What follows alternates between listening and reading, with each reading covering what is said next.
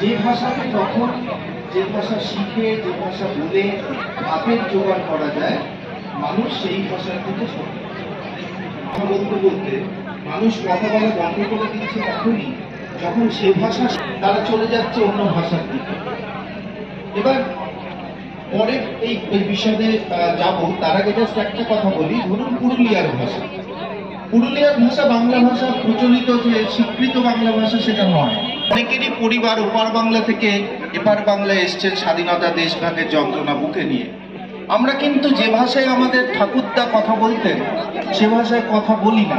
আজকে যদি যোগচান্ন ভুলক্রমে কলকাতায় না এসে পুরুলিয়ায় আসতেন, তাহলে পুরুলিয়ার ভাষাটাই বাংলা ভাষা হতো।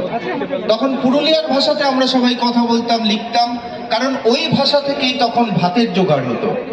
যেহেতু বাংলা ভাষার পুরনো যা লেখা আমরা পেয়েছি, আজকে বক্তব্যে উল্লিখিত হয়েছে, বিমল লামা বলছিলেন চর্যাপদের যুগ, চর্যাপদের যুগের ভাষা থেকে বাংলা ভাষার উৎপত্তি, এটা ধরে নেওয়া হয়। অমীয় ভাষারও হয়তো উৎপত্তি হয়েছে এই ভাষা থেকেই।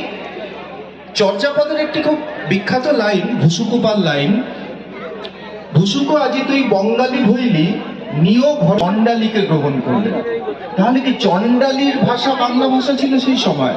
তাহলে কি অন্তজ প্রান্তিক মানুষের ভাষা হিসেবে বাংলা ছিল? পরবর্তীকালে কি প্রসারিত হলো আস্তে আস্তে? এবারে ফিরে যাই নবাবী আমলে। সেই সময় বাংলা ভাষা বলে যেটা ছিল, যে ভাষাতে আমরা তখন বাঙালিরা